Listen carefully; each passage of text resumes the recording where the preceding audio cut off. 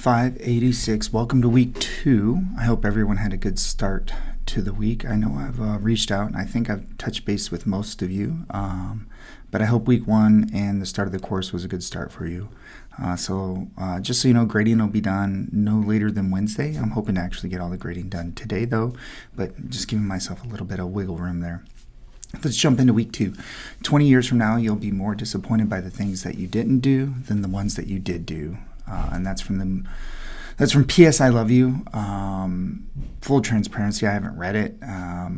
I just found that quote and I love it because it really, as an educator, sometimes we're so risk adverse, and I think we need to model that for our students, that we're willing to take risks and willing to try things. If they don't work, to move forward and try more or other things. I know that's hard if you don't feel like you have the support from those above you, and I hope you're in a situation where you do, and if you're not, that stinks. So this week we're building an online presence all about teacher websites. I know those were a very, very big deal 5 years ago and over COVID. But with learning management systems and different districts doing different things, sometimes they're more important for other people than not. If you're using LMS, that's fine. A lot of districts that use a robust LMS, they don't have teacher websites. But know that this is still a good process to go through, and just learn the process. And so you'll be using and looking all the articles, everything this week is looking at different ways to communicate with students using digital platforms. Know that the video for the assignment is down below. It's about 4 minutes long and goes over everything in detail. After watching the video and looking through the rubric, if you have any questions, reach out to me. You can use any platform, Wix or Google Sites or Weebly or WordPress, whatever you would like to use.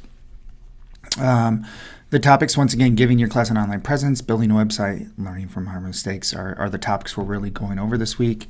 And the biggest thing is we want to be able to communicate effectively to our students and our families.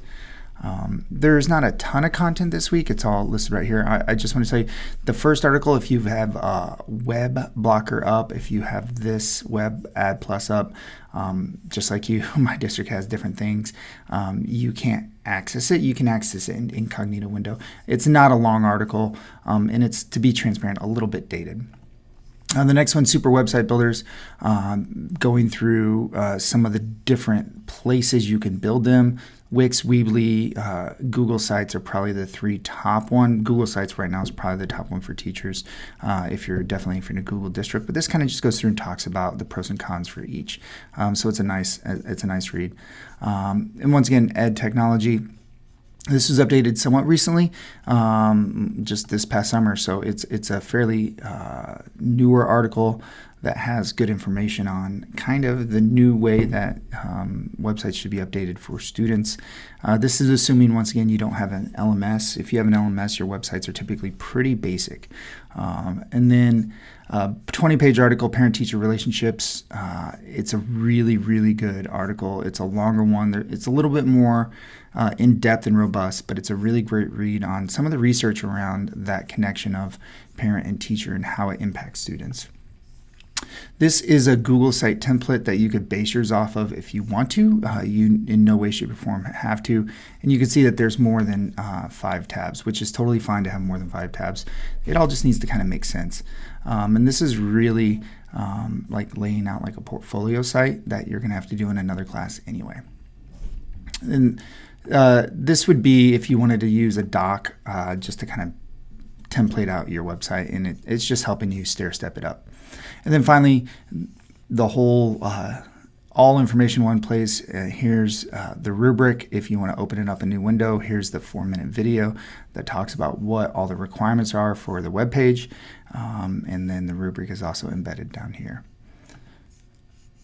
So 2 discussion questions this week. What are some ways in which you encourage your students and their families to regularly visit your website? What benefits do you see? You can even say if there's negatives of it, that's totally fine. What's important? What's a con of having a website? What are some issues around it? So just a conversation around that.